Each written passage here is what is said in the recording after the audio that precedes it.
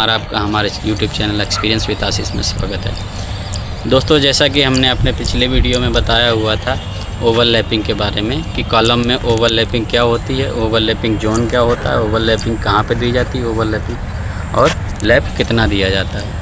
उसी प्रकार से उसमें हमने अपने वीडियो के एंड में बताया हुआ था कि हम लोग इसके अगले वीडियो में बात करेंगे कि ओवरलैपिंग इन बीम, यानी कि बीम में अगर हमको लैप देना होता है तो हमें किन किन बातों का ध्यान रखना चाहिए और कितना लैप देना चाहिए, कहाँ पे लैप देना चाहिए, किस प्रकार से देना चाहिए। चलिए आइए शुरू करते हैं। तो दोस्तों, बीम में लैपिंग का ही मिल जाएगा।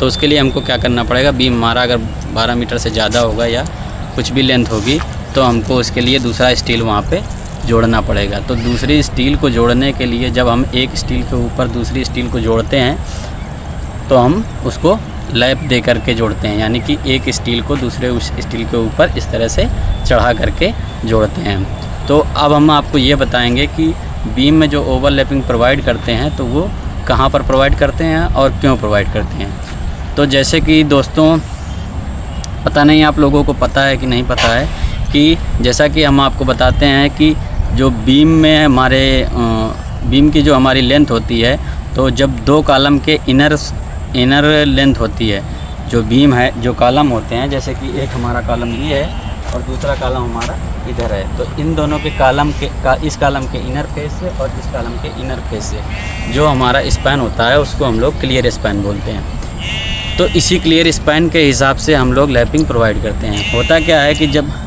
लैपिंग प्रोवाइड करते हैं तो लैपिंग प्रोवाइड करने से पहले, लैपिंग प्रोवाइड कहाँ करते हैं, कितना करते हैं, इसको एक्सप्लेन करने से पहले सबसे पहले मैं आपको ये बताने देना चाहता हूँ कि लैपिंग में कंप्रेशन जोन कहाँ पर होता है और टेंशन जोन कहाँ पर होता है। चलिए आइए समझते हैं। जैसा कि दोस्तों आप ये देख पा रहे होंगे, ये हमारा एक स्पैन है यहाँ से लेकर के यहाँ तक। ये हमारा एक छोटा सा बीम है, बट इसमें समझाने के लिए कोई प्रॉब्लम नहीं होगा। तो ये जैसे कि आप देख पा रहे होंगे, ये एक हमारा बीम है। तो इस बीम में हमारे 3 जोन होते हैं। एक हमारा यहाँ पर इस बीम के टॉप में, आवाज़ आएगी क्लियर, इस बीम के टॉप में हमारा L/4 छोड़ करके इधर से और L/4 इधर से छोड़ करके जितना स्पेस बचता है सेंटर का, यानी कि L/2 बचेगा, वो हमारा क्या होता है, कंप्रेशन जोन बीम के ऊपर, यानी कि जो भी हमारा बीम का डेप्थ होगा उसका आधा जो बीम होगा वो हमारा ऊपर का बीम रहेगा कंप्रेशन जोन में। फिर उसके बाद में बीम कॉलम के इस फेस से L/4 तक ये हमारा होता है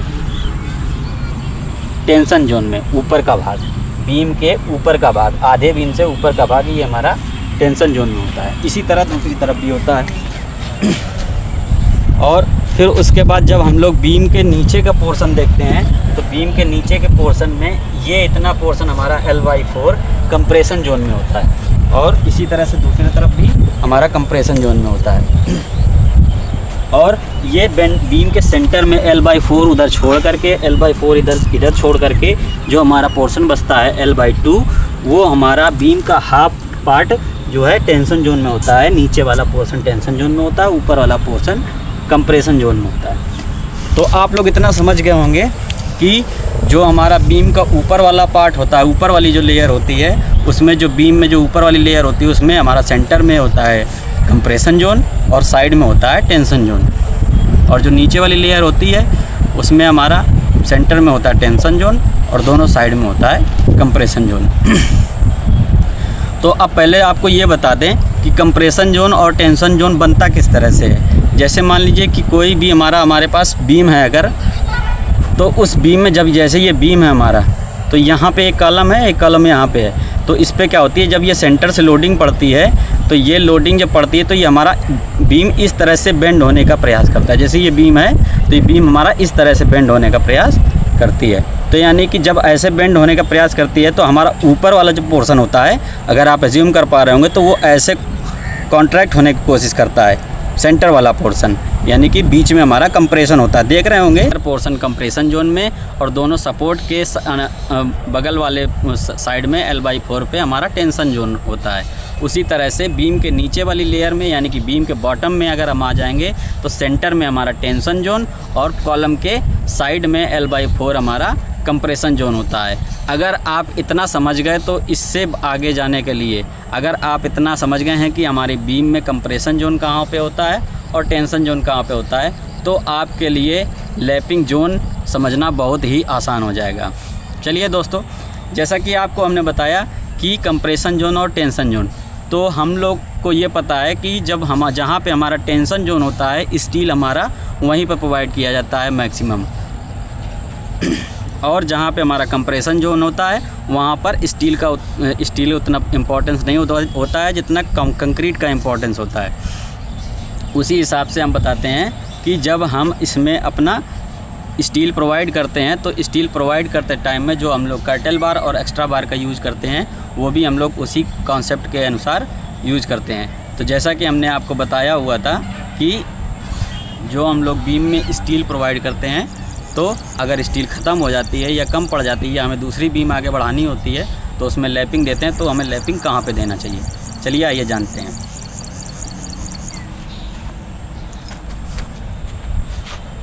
जैसा कि दोस्तों हमने बताया कि आपका ये हमारा टेंशन जोन है ऊपर का सिरा, और ये नीचे का सिरा कंप्रेशन जोन में है। तो यहाँ पे हमारा ये कंप्रेशन जोन में है और ये हमारा टेंशन जोन में है। तो अगर हमको ऊपर का स्टील हमको ओवरलैप प्रोवाइड करना, हम लोग स्टील प्रोवाइड करेंगे तो हमेशा कहाँ पे प्रोवाइड करेंगे स्टील का ओवरलैप? कंप्रेशन जोन में। यानी कि जैसे कि मान लीजिए हमारा कोई स्टील है पीछे से आ रहा है, तो हम क्या करेंगे, अगर हमको दूसरा स्टील आगे जोड़ना है तो हमें स्टील जोड़ने के लिए हम क्या करेंगे, अपने सपोर्ट के अगल बगल में लैपिंग नहीं देंगे। ये याद रखिएगा कि हम अपने कॉलम के सपोर्ट के अगल बगल में ओवरलैप नहीं देंगे। क्यों नहीं देंगे? क्योंकि यहाँ पे आपको याद होगा कि यहाँ पे हमारा लैप जोन नहीं है, यहाँ पे हमारा टेंशन जोन है। टेंशन जोन है ऊपर का सिरा, और इधर भी ये टेंशन जोन में रहेगा। तो यानी कि जो हम लोग को ओवरलैपिंग देनी है तो ऊपर वाली स्टील की जो लेयर होगी उसमें हम लोग ऊपर वाले में जो लैपिंग देंगे वो हम देंगे बीम के सेंटर में। कंप्रेशन जोन में वो कंप्रेशन जोन हमारा कहाँ होगा? बीम के सेंटर में, दोनों तरफ L/4 छोड़ के। तो दोस्तों जैसा अभी हम बता रहे थे आपको कि जो हमारा स्टील का ओवरलैप प्रोवाइड किया जाएगा वो हमेशा कंप्रेशन जोन में प्रोवाइड किया जाएगा। तो स्टील की जो टॉप लेयर होगी, जो मेन बार होगी, मेन बार की जो टॉप लेयर होगी वो हमेशा कहाँ प्रोवाइड किया जाएगा? वो हमारा प्रोवाइड किया जाएगा हमेशा सपोर्ट से L/4 दोनों साइड से छोड़ करके बीच का जो एरिया रहेगा उसमें हमेशा हम लोग लैपिंग प्रोवाइड करेंगे। और जो स्टील का नीचे का लेयर रहेगा वो नीचे का लेयर में हमारा कंप्रेशन जोन कहाँ पे था? नीचे के लेयर में हमारा कंप्रेशन जोन यहाँ पे था सपोर्ट के अगल बगल, और टेंशन जोन हमारा था सेंटर में। तो हमको क्या ध्यान रखना है कि सेंटर में कि टेंशन जोन में हमको स्टील का लैप नहीं प्रोवाइड करना है, हमको कंप्रेशन जोन में लैप प्रोवाइड करना है। तो टॉप लेयर में कंप्रेशन जोन यहाँ पे था सेंटर में, और बॉटम लेयर में कंप्रेशन जोन हमारा यहाँ पे था। तो बॉटम में जो हम लोग स्टील का ओवरलैप प्रोवाइड करेंगे वो हम अपने कॉलम के सपोर्ट के अगल बगल L/4 पे प्रोवाइड करेंगे। अब आइए जानते हैं उसके आगे क्या करते हैं। हम लोग ये चीज़ भी ध्यान रखेंगे, कभी भी हम स्टील का ओवरलैप जब प्रोवाइड करेंगे तो हम अपनी स्टील को हमेशा अल्टरनेट रखेंगे। जैसा कि हमने आपको कॉलम में बताया हुआ था कि कॉलम में लैपिंग देने के लिए स्टील को अल्टरनेट रखते हैं, जैसे कि एक छोटा दूसरा बड़ा, एक छोटा दूसरा बड़ा। ऐसे ही हम लोग कॉलम बीम में भी अपना जो लैप देंगे वो अल्टरनेट देंगे। यानी कि जैसे कि हम मान लीजिए यहाँ पे एक लैप प्रोवाइड करेंगे, ये टेंशन जोन है हमारा, यहाँ पे हम लैप प्रोवाइड करेंगे सेंटर में। तो जब हम यहाँ पे सेंटर में लैप प्रोवाइड करेंगे तो किस हिसाब से प्रोवाइड करेंगे कि यहाँ से यहाँ तक हमारा पूरा जो पोर्शन रहेगा वो पूरा हमारे पास जगह रहेगी लैप प्रोवाइड करने के लिए। तो क्या करेंगे, अगर एक स्टील में हम यहाँ पे लैप प्रोवाइड करेंगे तो दूसरे स्टील में हम लोग इधर लैप प्रोवाइड करेंगे L/4 छोड़ के दोनों साइड। यानी कि अल्टरनेट L/4 उधर से छोड़ करके एक लैप इधर प्रोवाइड करेंगे, फिर दूसरा जो सरिया होगा उसमें लैप उधर प्रोवाइड करेंगे, फिर जो तीसरा सरिया होगा उसमें लैप इधर प्रोवाइड करेंगे। यानी कि हमको क्या याद रखना है? पहली बात कि बीम में जो हमेशा ओवरलैप प्रोवाइड करेंगे वो कंप्रेशन जोन में प्रोवाइड करेंगे। दूसरी बात कि जब हम बीम में लैप प्रोवाइड करेंगे तो हमेशा अल्टरनेट प्रोवाइड करेंगे। यानी कि अगर हमारे पास स्टील 12 मीटर का है तो अगर हमको कंप्रेशन जोन और टेंशन जोन मेंटेन करने के लिए स्टील काटना पड़ेगा या स्टील को आगे पीछे करना पड़ेगा, तो वो हम मेंटेन करके चलेंगे स्टार्टिंग से ही। यानी कि जो हम लोग लैप प्रोवाइड करेंगे उसमें सबसे पहले चीज़ ध्यान रखनी है कि ओवरलैप हमेशा कंप्रेशन जोन में प्रोवाइड करना है और कंप्रेशन जोन में प्रोवाइड करना है। और दूसरी बात ये है कि ओवरलैप हमेशा अल्टरनेट प्रोवाइड करना है, यानी कि एक स्टील के बगल में दूसरा स्टील का जो लैप प्रोवाइड करेंगे वो दोनों लैप जो है आमने सामने एक ही जगह पे नहीं होने चाहिए। आइए उसी तरह से जब हम नीचे वाली बीम की नीचे वाली मेन बार्स में लैपिंग प्रोवाइड करेंगे, तो वो जब हम मेन बार की लैपिंग नीचे प्रोवाइड करेंगे तो ये हमारा कंप्रेशन जोन होगा। यानी कि जब नीचे के स्टील का हम लोग लैपिंग प्रोवाइड करेंगे तो हम लोग सेंटर में नहीं प्रोवाइड करेंगे। सेंटर में प्रोवाइड करने से हमारा स्ट्रक्चर कमज़ोर हो जाएगा, ड्यूरेबिलिटी कम हो जाएगी, स्ट्रेंथ कम हो जाएगी। क्यों नहीं प्रोवाइड करेंगे? क्योंकि जब हमारा बीम हमारा ऊपर से लोड पड़ता है तो बीम हमारा इस तरह से सैग होना चाहता है। जब इस तरह सैग होना चाहता है तो हमारा बीम का नीचे का जो पोर्शन होता है वो बीच वाला कैसा होता है? बीच वाला टेंशन जोन में होता है। टेंशन जोन में होगा तो अगर हम लोग टेंशन जोन में देंगे लैपिंग तो हमारा वो स्ट्रक्चर कमज़ोर हो जाएगा। तो इसलिए हम नीचे पोर्शन में कहाँ पे लैपिंग देते हैं? हमेशा सपोर्ट के L/4 पोर्शन में। यानी कि जो नीचे का लैपिंग होगा वो यहाँ से L/4 में देंगे, उधर से भी L/4 में देंगे। यानी कि दोनों सपोर्ट के अगल बगल L/4 पे ही देंगे। और सेम यही चीज़ वहाँ भी याद रखेंगे कि उसमें भी जब हम लैपिंग प्रोवाइड करेंगे तो हमेशा अल्टरनेट रखेंगे जॉइंट को। चलिए ठीक। तो दोस्तों हमारा बीम में मेन बार्स में लैपिंग का वर्क ख़त्म हो गया। अब मेन बार्स में हम लोग जब लैपिंग प्रोवाइड करते हैं तो उसमें जैसा कि हमने बताया हुआ था कि कॉलम में जॉगल प्रोवाइड करते हैं एक सरिया से दूसरे के ऊपर सरिया ऐसे बिठाने के लिए। उसी तरह से हम लोग बीम के लैपिंग में भी जॉगल प्रोवाइड करते हैं ताकि हमारा जो एक्सियल लोड है वो स्टील के थ्रू आसानी से एक स्टील के थ्रू दूसरे स्टील में ट्रांसफ़र हो जाए। यानी कि अगर हम जॉगल प्रोवाइड नहीं करेंगे तो क्या होगा? इस स्टील से जो एक्सियल लोड आएगा वो यहाँ से यहीं पर रुक जाएगा, इस वाली स्टील पर ट्रांसफ़र नहीं हो पाएगा। तो इस वाली स्टील पर ट्रांसफ़र तब हो पाएगा जब ये वाली स्टील के ऊपर हमारा ये वाला दूसरा स्टील जॉगल के जैसे जॉगल होगा और फिर ये आगे बढ़ेगा, तब ये लोड हमारा इस वाली स्टील के ऊपर ट्रांसफ़र हो जाएगा। अब हम लोग जान चुके हैं कि लैपिंग कैसे प्रोवाइड करनी है, कहाँ प्रोवाइड करनी है और जॉगल किस तरह से देना है और जॉगल कितना इम्पोर्टेंट है। अब जानते हैं हम लोग कि लैपिंग की लेंथ कितना 4 इंच की। अब हमारी बीम में जो एक्स्ट्रा बार्स होती हैं वो कहाँ पर दी जाती हैं और क्यों दी जाती हैं, चलिए आइए जानते हैं। तो दोस्तों जैसा कि हमने बताया हुआ था कि हमारे बीम का जो टॉप का लेयर होता है उसमें दोनों सपोर्ट के पास में L/4 पे टेंशन जोन होता है और सेंटर में कंप्रेशन जोन होता है। उसी तरह से बीम में नीचे वाले पोर्शन में, इस वाले पोर्शन में यहाँ पर, यानी कि इस वाली लेयर में, नीचे वाली लेयर में, बीम के हाफ वाली लेयर में, वहाँ पर क्या होता है कि हमारा जो कॉलम के सपोर्ट के अगल बगल में जो L/4 डिस्टेंस होती है वहाँ पे हमारा कंप्रेशन जोन होता है और बीच में टेंशन जोन होता है। तो इसी चीज़ को ध्यान रखते हुए हमारे बीम में एक्स्ट्रा बार्स और कर्टेल बार्स भी प्रोवाइड की जाती हैं। जैसा कि हमने बताया कि सबसे ज़्यादा टेंशन हमारे बीम में सेंटर में होता है, तो हम लोग जो कर्टेल बार प्रोवाइड करते हैं हमेशा वो L/4 L/5 के हिसाब से बीम के बॉटम में ही प्रोवाइड करते हैं। यानी कि कर्टेल बार हमेशा टॉप एक्स्ट्रा बार कर्टेल बार हमेशा बीम के बॉटम में प्रोवाइड की जाती है। और क्योंकि हमारा टेंशन जोन कहाँ पर है? बीम के नीचे पोर्शन में है।